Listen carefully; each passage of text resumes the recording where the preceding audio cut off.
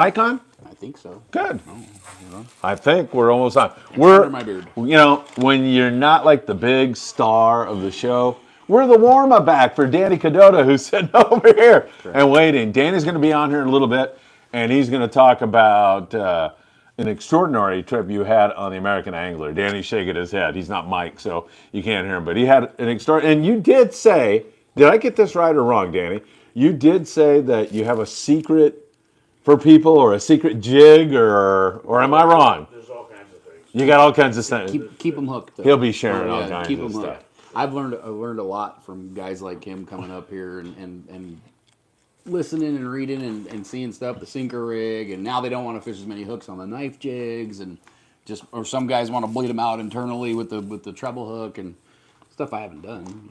Yeah, exactly. But, yeah. So I thought, you can take it in any direction you want, but what I'd like to do right now is just talk about, hey, the Freedom 8 bluefin tuna. 9 bluefin tuna last night. I had a couple friends of mine, Dan Lighthouse and Michael Limon, who hangs out here a lot. You know, the kid. Oh, yeah. Really nice kid. And Grandpa.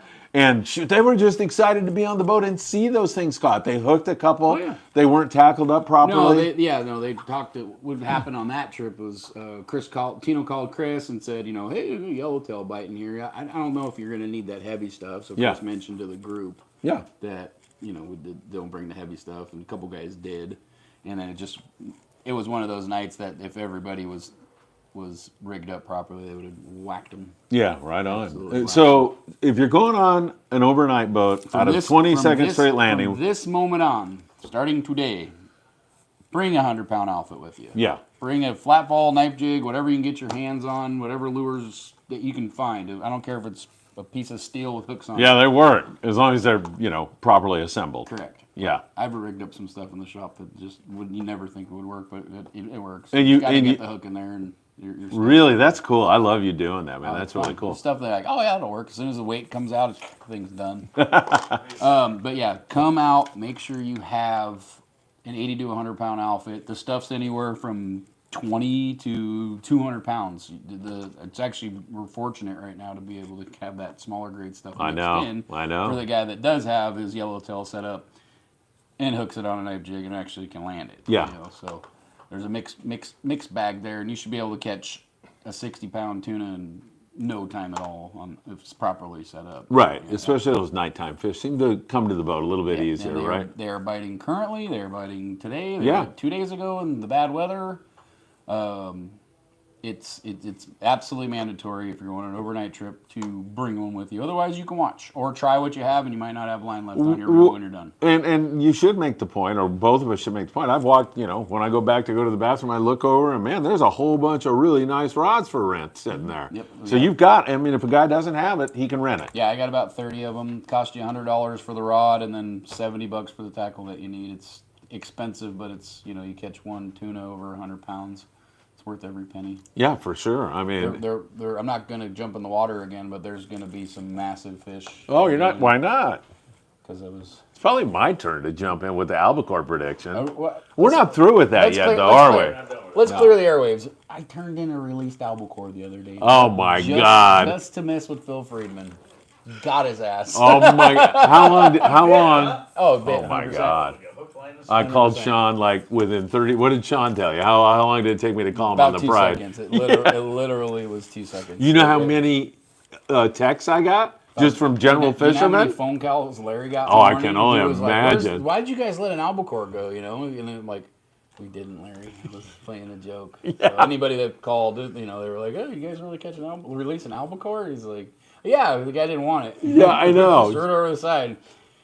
They're like, "No, you didn't catch one." I'm like, "We didn't. I was just messing with Phil." Oh my God, you got me so good. You were just throwing them in the corner, Mike, and I was eating every single bait. He made me jump into the ocean, so I decided that I was going to get him back. So you fished that. I mean, the incredible thing about an overnight trip out of 22nd Straight right now is you get that shot at the tuna sometimes. Not right now. It's been for the last 3 or 4 years. You don't know what you're. Don't quote me on this, but there's rumored to be 20-pound bluefin tuna at Catalina Island right now. I wouldn't doubt it. I would not doubt it. It's going to get around that Farnsworth again. It's going to get up in the front. Some of our guys that are running those Catalina Island whale watch trips are seeing them in the interim. So as everybody's predicting this El Nino thing, what I know is the last big El Nino we had here with all the yellowtail, the mackerel showed up at the dock, and then all the yellowtail showed up. What do you hear my son doing right now? Catching mackerel. Nailing full the speed. Mackerel, full speed. God, I think I might run down there with him and let you do the podcast. I'm down. Last night I ran the bait boat. Bait fishing was tough. I ran from here all the way down to Newport. Didn't see a whole lot of sardine, or enough sardine. Didn't see a lot of chovy? Didn't see much chovy, but that stuff's coming in right at gray light. Yeah. So we could have caught that, but we were pressed for time. But we caught 5 to 7 inch sardines, very healthy stuff. Brought about 8 boxes into the barge.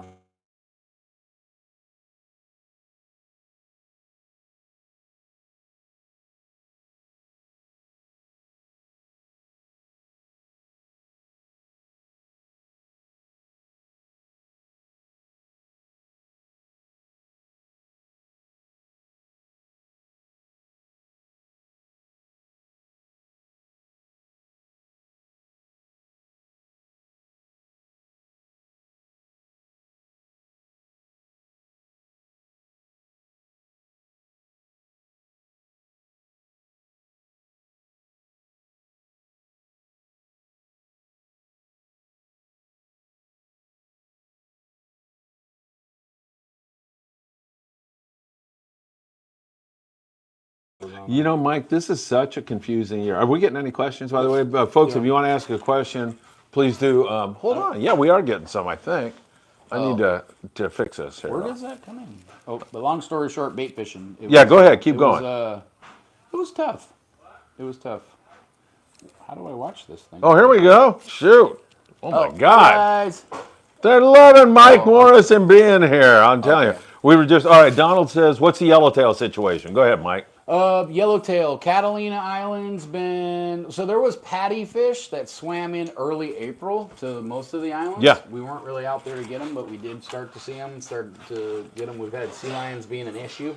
If you can get a bait past the sea lions, you can catch a yellowtail. The bonita has been showed up as well. Catalina, Clemente Island, fish pretty much everywhere. It's kind of on the off. It bit during the wind for some of those long-range boats that were anchored up at Catalina or Clemente Island. Yeah. I heard there were some scores of 80, 90 yellowtail, anywhere from 5 to 30 pounds. So you never know what you're going to get when you get that. Yeah. Suggested tackle on a full day or overnight trip, catching a yellowtail right now is going to be 15 to 20 pound test. So it's going to be very finesse fishing. You're going to lose some fish. Yep. It might not have been your knot, I promise. It's just one of those things. So small slider, 1/8 quarter, half-ounce slider, size 1, 1/0 hook. 1/0 hook for the Deans I brought last night. And, you know, fluorocarbon, I fish fluorocarbon. I know some guys that don't fish fluorocarbon, but when you're fishing 15 pound, you might as well. Yeah, right. And it's good for the abrasion. That's probably even equally as important as getting a bite. Correct. You know, yeah, for sure. But, you know, the spring, Sean had the ocean to himself, catching all that sea bass. Like any island that he went to, he was on fire. He was. You saw it. Yeah, he's an incredible fisherman. There's some yellows that are showing up at Nick, Santa Barbara. You got that home guard stuff at both of those islands, which are those big, ginormous ones. Yeah. And I don't know really what to predict for the year. I mean, I just see things being very consistent now, which is cool. Pursuit's coming in almost every day with a handful or, you know, some yellows. Or have hooked them. Yes. That never came to the boat. Right. And Native Son's been doing the same thing as well, fishing either the island or local, and making the best of everything right now. That bonita fishing, bust out your old Colt snipers or mega baits, you know, let's call it a 3/4 ounce size, whatever gram you want to turn that into. It's really fun fishing right now, like, because, you know, you're going to go out and have something tug back. So, and you got that variety, which is always fun. And the best part of it is the fish stuck after that wind. Yes. We had a lot of wind. So yes. I think, as Damien put it, he said, I think this fish just quit waiting for the right conditions and is just going to go eat. It's hungry. It's just hungry now. Yeah. So it's not waiting for conditions anymore. Down the beach, on the beach last night, it was 64 degrees at night, and it was shitty out last night. So I was it was windy. 64 degrees. Yeah, it was bad out. Yeah. And then it got really nice, and it got crappy again. But 64 degrees on the beach, that's water just needs to clean up on the horseshoe, and we'll start to catch more bass on the horseshoe. Yeah, for sure. I ran over spots last night that were just corroded in bass. Really? Just spot after spot after spot. We got to be days away from a barracuda bite. We have to be. What's the last thing you heard? I'm just basing on conditions and the amount of anchovy, and it's all perfect. Yeah, there's chovy around. The bay's got anchovies. And there's barracuda down at the Coronado Islands. There's barracuda up in the Channel Islands. We're like right in the middle. That's where I gauge my barracuda from. If it starts biting at Channel Islands like full rack, then we start. It's biting pretty good. I don't know which direction these darn things come from, but when you see it there, we usually get it about a week later. Yeah, it's biting pretty good. And we're right on that week right now. Sometimes it'll bypass Santa Monica Bay and come straight to here, and then or vice versa. So you'll start seeing the half-day boat going up to fish Rocky Point and stuff like that during their morning or afternoon trip. We've talked about the need to bring a tuna rod on the overnight trip. I say you need to bring a jig stick if you're going on a half or a three-quarter day boat. Have a 50-pound setup and somehow steal your sister's rubber bands from her hair drawer or something like that. But you just need some regular. Steal mine if you want, Mike. I want to see you grow your hair back. No, it grows like in one thing, Yeah, this is just to be ready. Otherwise, you can sit on the sidelines and watch people catch fish. But when you're looking at a guy getting on a boat and he's got 6 rods, it's because he brought his whole golf bag with him. He brought his driver, his pitching wedge, his putter, and everything else. So. I'm going out with two 40-pound outfits and a 20 and a 25-pound outfit if I'm going on the pursuit tomorrow. Yeah, definitely. Just in case. And you can land a lot of these fish. It takes a while. If you catch a 100-pound tuna on 40, it's going to take a while, but you can get them. Yeah, absolutely. It's going to be on the rubber band rig, sinker rig, maybe a fly line bait. But you're going to start to see that stuff. It's not going to be wide open. Don't say, oh, you got to jump on a boat because it's going to be wide open. Nothing's going to be. We're going to fight for every fish that we catch this year. It's going to be hard fought. You're going to go on a lot of trips and be pissed off because you didn't catch anything. If you want to go do something, go fish with Walt on the half-day boat. He's putting fish in the bags for you. He's making sure they're coming home with reds and sculpin and everything else that you could possibly think of. But you're going to go out and try and be sport fishing with Aaron and Gus and John, stuff like that. There's going to be very, very peaks and valleys this season. You're going to be on the right trip one day, you're going to be on the wrong trip the next day, and you're going to say, I should have been there yesterday. Just pick good weather and a good moon cycle. If you Mike, I agree with you for the short term, but at some point this water's going to get warm and that bite's going to get consistent, and I think we're looking at a great late summer, fall, right on past January 1st if we don't get any Arctic-based storms heading down this way. I'm praying for it, but I think we'll be okay. We have this weird thing going on right now, and I'll get to some questions for you because you got a lot of questions up here. Well, I see them. Let me ask. Dan Lightfoot says, how you guys doing down there? Dan and Michael Limon, it's good to see you. Bruce says, how's the wind on overnight trips looking to get out soon? Mike?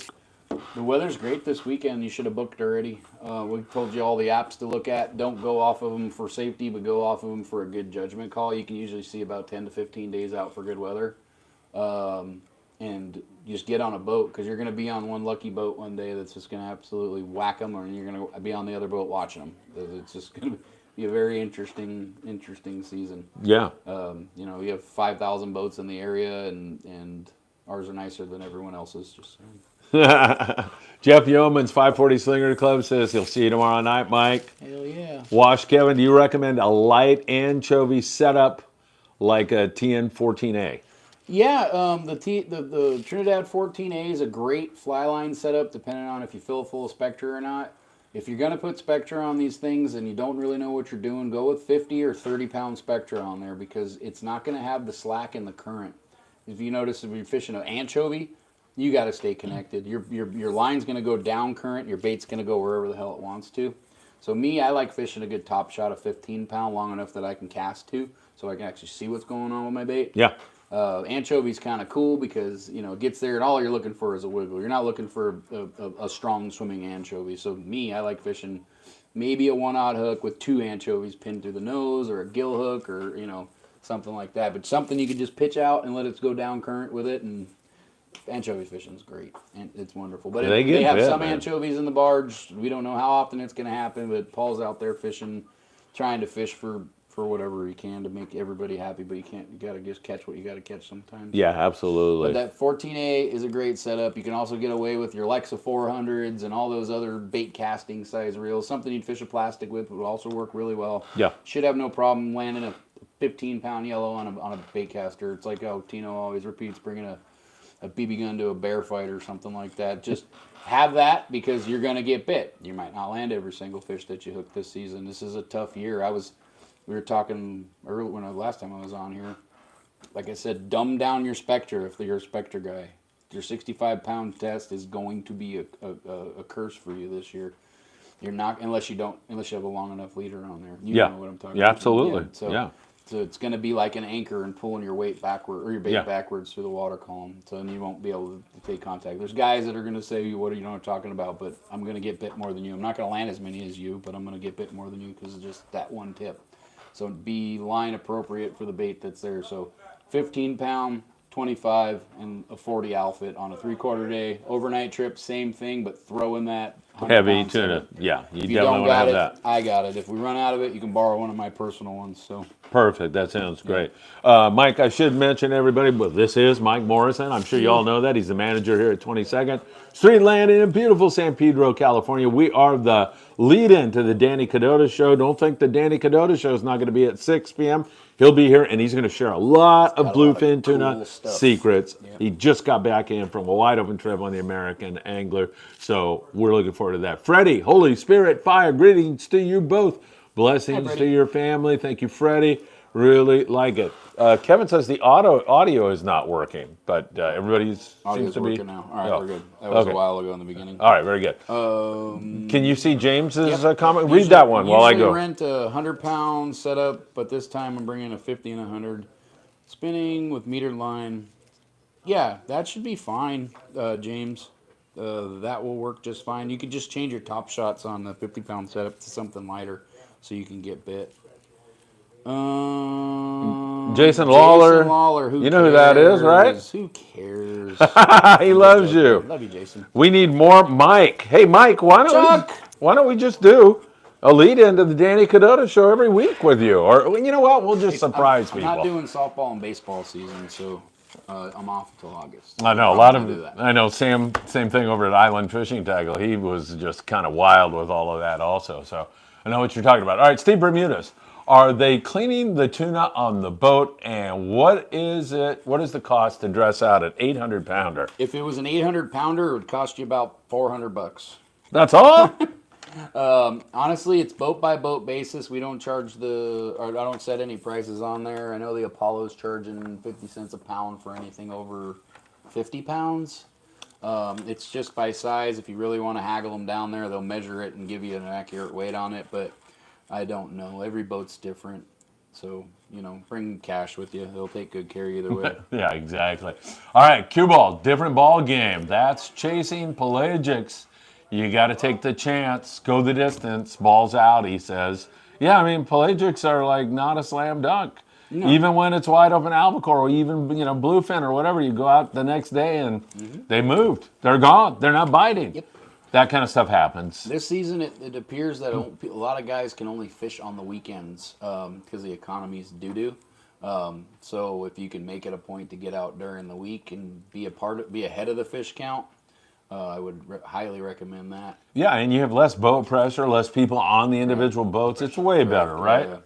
The pressure. Like this weekend, there's days or weekends where they knock the crap out of them on a Saturday, and they got 50 skiffs around them. And, that's the only time those guys can go fishing too. Yeah, exactly. So, but during the week, you see a lot less pressure all over the place. This being LA County, there's probably 10,000 boats on the water on a Saturday, and wherever they're fishing. For a show that's not scheduled, we're getting a lot of people watching this thing, and I deeply appreciate it. Tim P., it's good to see you, Tim. Yeah, it's you, man. You're the draw. Yeah. It's that beard. It's that toxic masculinity oozing through your veins. Haircut. Tim P. wants to know what's the best way to hook on an anchovy for bait. For years I was a kid, I'd just try to stick it right through the nose right there and then cast it off. I think that's how we all learned in the beginning, right? Sometimes you go... Yeah, correct. Sometimes you can go through the head and out the nose. It depends on your hook's girth. Like you pull the brains out of their head that way. But also, whether you're fishing a sinker or fly lining. Correct, because if you're fishing a slider with an anchovy, you could picture yourself with all those dreams that you've had where you're running up a hill, but you're going backwards. Like you can't really go forward. So if you're fishing a half-ounce slider on an anchovy, you're literally going, bringing the fish down with it. Unless there's a lot of current, or you're trying to avoid the Coumaran, or you're trying to avoid something. Yeah. I might go buy a bunch of split shots or rubber cores just so people can adjust. Those Carolina keepers, those are awesome. The stoppers, those are pretty good too, just to kind of give you some space between it. But a collar hook is the go-to if you can perfect that. It's a pain in the butt to hook a bait. Everybody knows that. That is a craft in itself. Yeah, absolutely. If you can't hook a bait, practice. On the way out, pick the dead baits out and hook it and see what works. Get a crew member. Say, ask, right? Yeah, what's the best way to do it? Collar hooking, you can screw it up and pull it right through the end of their collar, or you can get it right and get one cast out of it and the thing might pop off. But it's just be at the bait tank constantly. Absolutely. Cue Ball says, I've had the best luck. He's echoing what you're saying, Danny. Best luck, collar hooking chovies. Mm-hmm. It's just hard not to kill them.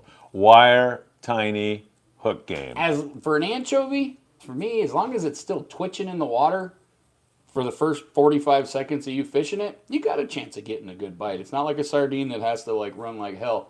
As long as it's got the flash and still twitching, but if it's, you killed the damn thing, it's a seagull's going to pick it off the surface. So. Absolutely. All right, Kevin says, do you think the Abyss 808 1540 is too heavy of a rod for chovies? Was planning to use it for sardines, but want to try it with a chovy. It's a perfect rod for a sardine because you can fling out your bait pretty good, but you don't really need to fling. It's always just an underhand toss, guys. All your bait needs to be underhanded.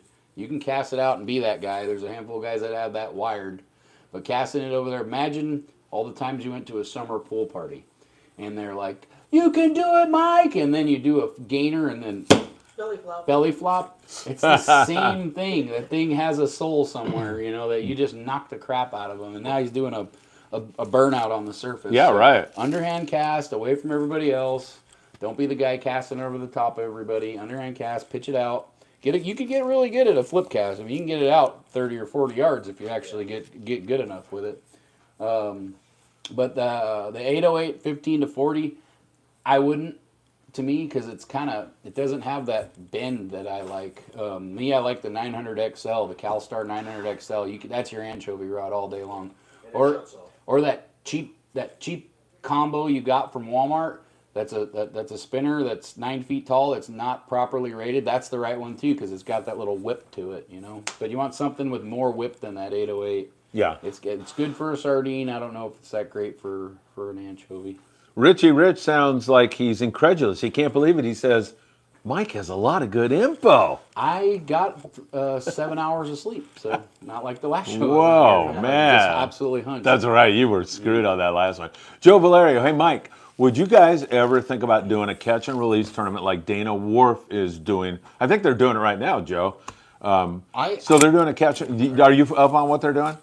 You throw $5 extra in. I think they got a bunch of prizes, and then they'll weigh your fish, measure it, and throw it back for you, and then log it. That doesn't bother me at all. To each his own. Most of the people nowadays are actually still trying to feed their families. But if you guys want to put together a catch and release tournament, we will host it. Freeman Adventures should do that. Danny Cadota, right? And Aaron said he had 30 calico bass today. I mean, that's a lot.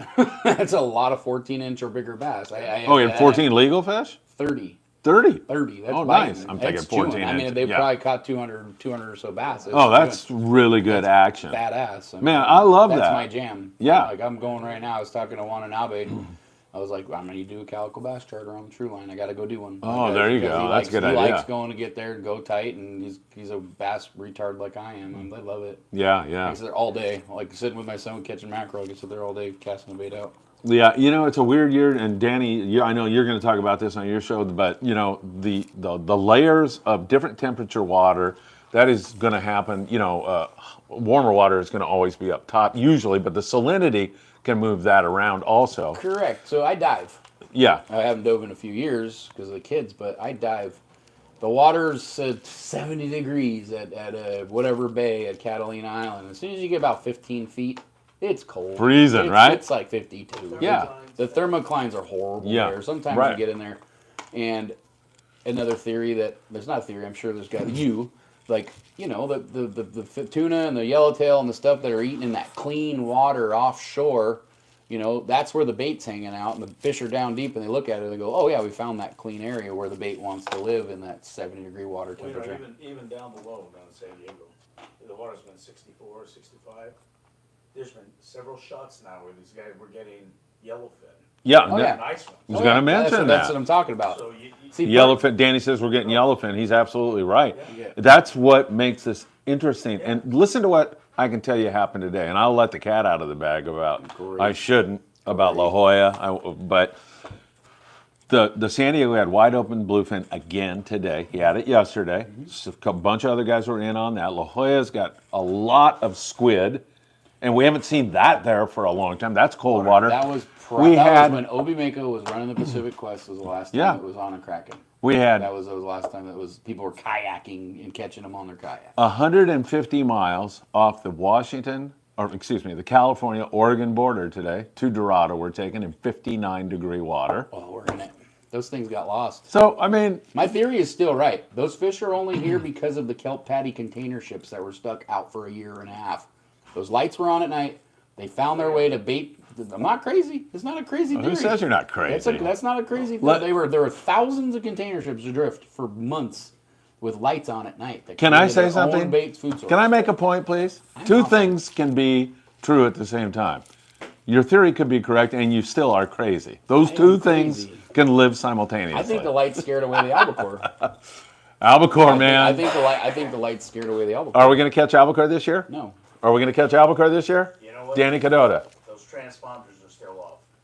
My best, they're sitting outside. And those guys that came in from Conception. Danny is saying yes. They shut off the transponder. Oh, I'm telling you. You're a jig boat. You're not going to let your cat out of the bag when the bait boats can go up and tank up and then come on out.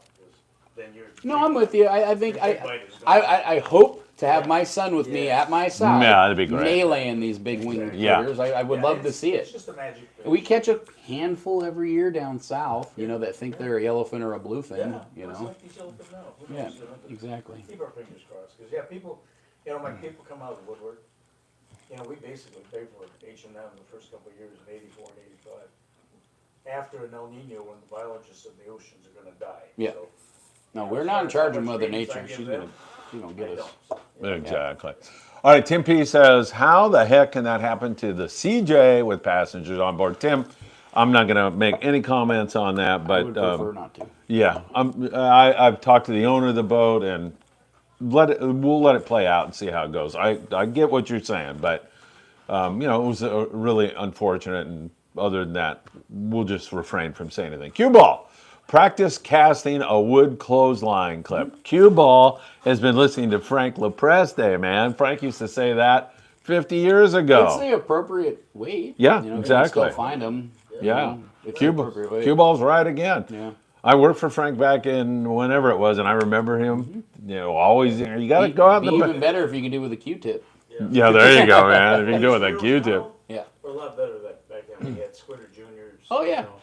About the only thing that really fly line really well. I mean, guys that knew how to cast could throw a fly line and jig master, but usually a 501 or something. But all right, we are the lead-in for the Danny Cadota Show, which will be live in a half hour. Everybody, Jenny Tran. We don't have many ladies on here. Jenny, welcome. Thank you for being here. Do you know Jenny? Nope.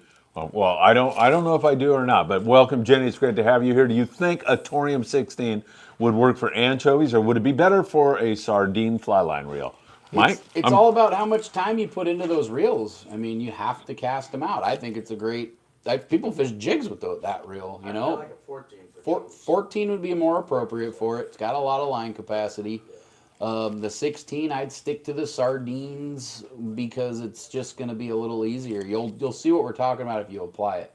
But if you're crack shot with your reel, you can cast it with a 40 wide. It doesn't matter. You can do what you got to do. But a bait caster into a 12 or a 14 size reel of any of the manufacturers would probably be more really appropriate. And you can actually be lame and bring out a really cool spinning setup. which would be even better. Yeah. Just Hey, saying. there's nothing wrong with that, The right? 30-pound Spectra on that thing, just whee. Yeah, you'd be That outcasting sounds like everybody. fun. That's You're for fishing at sure. the trout pond. Oh yeah, no, they're great. Thank you, Jenny. That's a great question. Richie Rich says, I hook an anchovy between the head and the top fin on their back with a small hook. It's a pain, but it swims great Yeah.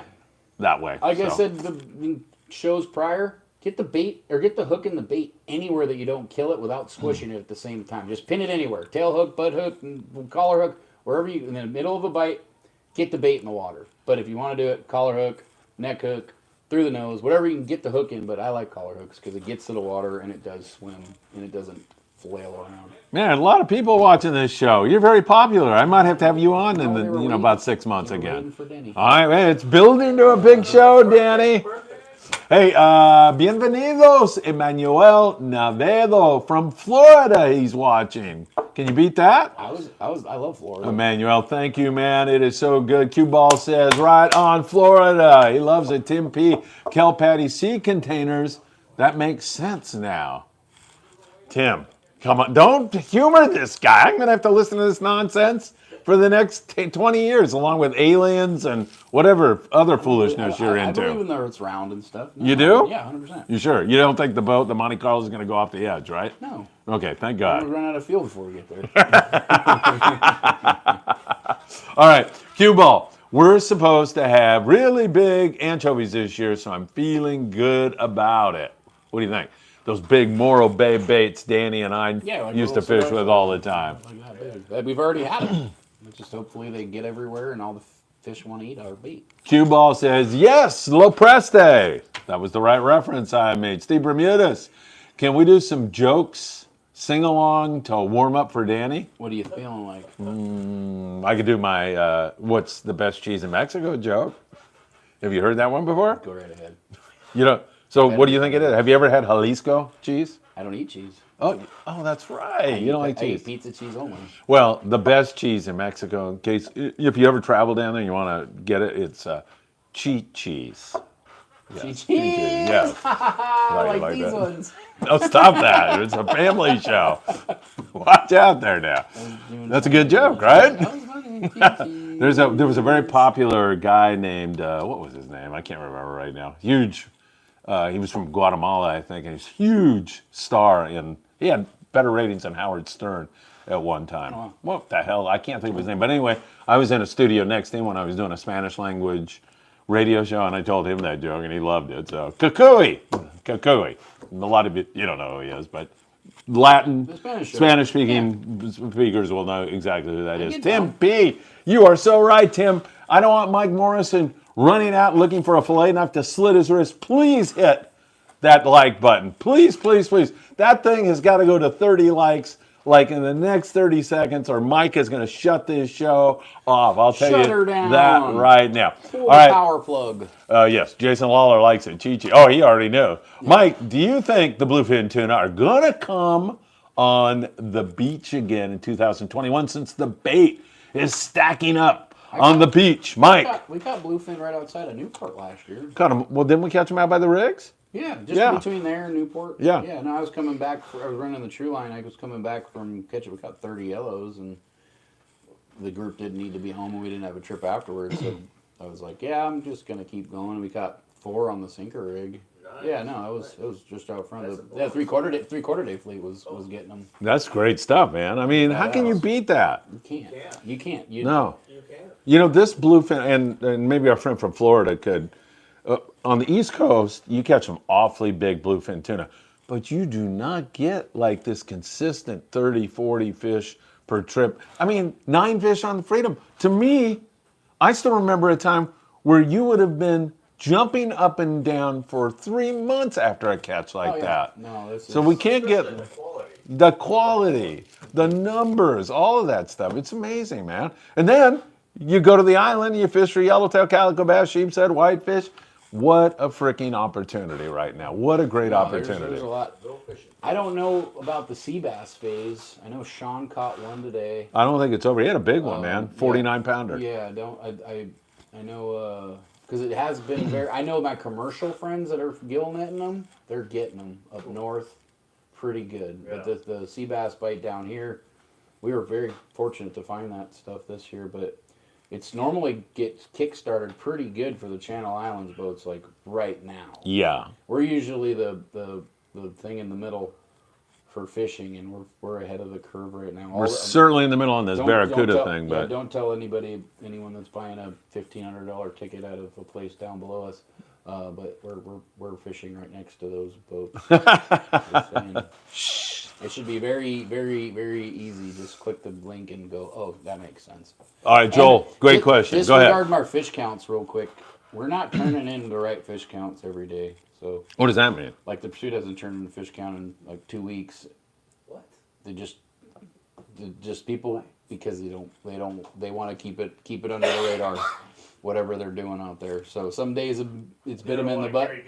They are carrying people. They're the only one carrying people. But the fish counts are not always 100% accurate. Okay. So, yeah, pay attention. And you probably, when they're being quiet, it's probably really good fishing. Just a guess. Or they're not catching anything. It's a flip. That's true. It's a flip of a coin. Yeah. You're also just paying.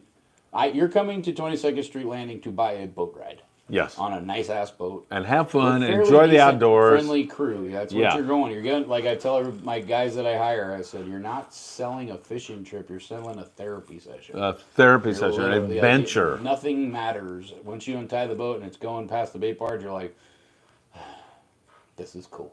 Yeah, 100%, Mike. I see people 100%. more mad coming back to the landing, not because they didn't catch fish, it's because they have to deal with their significant other. And to be honest, you're getting a better ride from here. I went into it last week. We've been the whole San Diego fleet canceled that wasn't already off the dock, and we're taking it at a different angle. Instead of going straight into it, we're able to go to Long Point, up, and then down a beautiful ride to the east end of Clemente, and that's right where the fleets, we're fishing east or west of Clemente, up and down, and we've been very, very lucky this year. Channel Islands gets hosed by weather every year, and we're still trucking along. Yeah. We're only 20 miles to the island. And Yep. 9 times out of 10, it's worth the abuse when you get there. Big G knows who El Kukui is. That's right, El Kukui, cue ball boogeyman, El Kukui. See, these guys know who he is. The DTG guy, my guys. Richie Rich, isn't it? El Kukui. Absolutely, guys. I don't know. I'm getting old. I don't know. I forgot that. DTG guy says, have a happy 4th of July. Tim P. I think the ripple effect of all that Dorado last year is now halibut galore because of all those thousands of Dorado carcasses on the ocean floor. What do you think? I don't know. I don't really recall us having a really good halibut fishing here at our islands. There's some guys that can attest to that are in their like late 70s that they haven't seen it. I think it has to do with the clean water that we have had, and maybe even all that rain that we had that might have stirred the nutrients in the water, including this red tide that the phone's ringing off the hook, we're killing everybody. But yeah, right. It's Mother Nature doing her thing. Yeah. Like it's just, it happens. It happens every year in Redondo. It happens in any little secluded little marina. The plankton, the phytoplankton turns into a bloom, and then it takes all the oxygen out of the water. Yep. And the sea lions don't like it. It's not good for them. That's what's killing them. Yep. Domoic acid, I think it's called. Domoic. It could have something to do with farming and the water. I don't know, but I didn't do it. It's not from you starting your car. Not the fishing guys doing it, right? Not going to be able to blame them this time. All right, Emmanuel, he's our friend in Florida. Your odds are much better to catch a bluefin tuna out west than here. And you're paying an arm and a leg. So he's talking about Florida, paying an arm and a leg, and you can catch more fish. So thank you, Emmanuel. I appreciate that. You're there. I figured you would know, my friend. Jeff wants to know, is there any mackerel at the bait barge? There might be some mackerel mixed in there, Jeff, but if you really want mackerel, before you guys leave, I would spend 10 minutes trying to jig them up at the dock if you wanted to make a tanker mackerel, because it could benefit you. But you're also got to take up one of your wells, because it doesn't really mix very well with the sardine from the barge. So if that's something you guys want to do, or at least catch, a dozen of them and put them in the tank, that could be worth it. But there's mackerel full speed at the barge. Excellent. At the dock, sorry, here.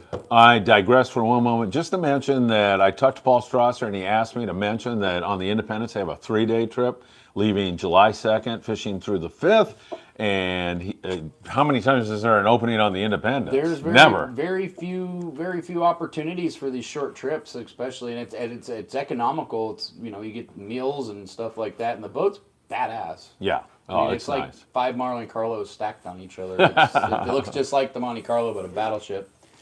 Super comfortable boat.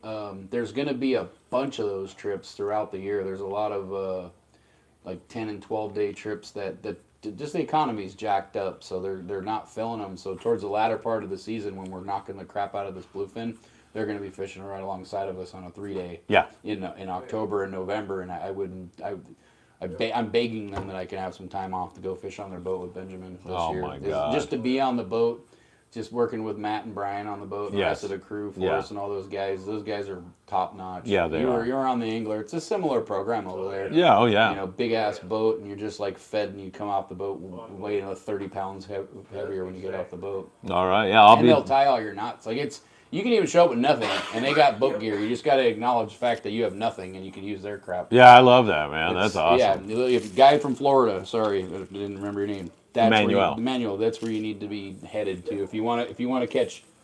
What do you think? It's like $1,300 for a 3-day. I think this one's like 15. Okay, so call it $1,500. You can have, and it's most likely going to be in American waters. Yeah. So you can keep your 2 bluefin. You can walk off the boat with 6 bluefin, of anywhere from 20 to 200 pounds. You gotta have a truck. Yeah.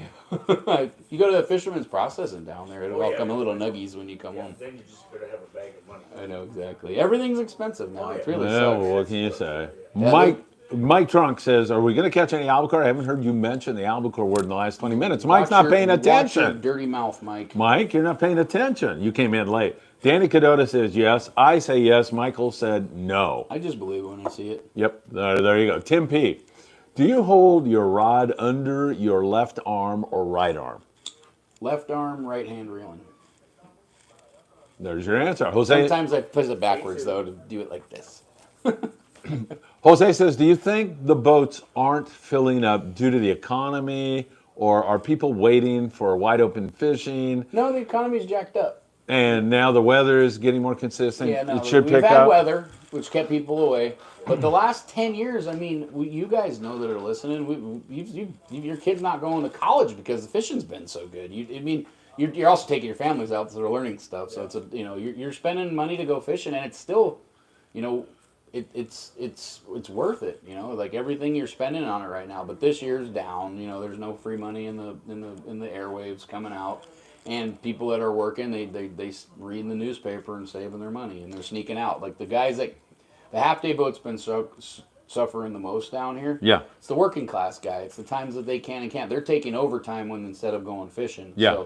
So I think if this El Nino thing does something cool, everybody's going to come out of the woodworks. That's right. That's right. Absolutely. It was like the Dorado thing I last year. believe this year, Barracuda and Bonita locally will get people on the boat. I do too. Because it's so much fun. Yeah, absolutely. And look up some recipes, guys. Barracuda, smelly, slimy, stinky, fishy. You can really make a badass plate out of some.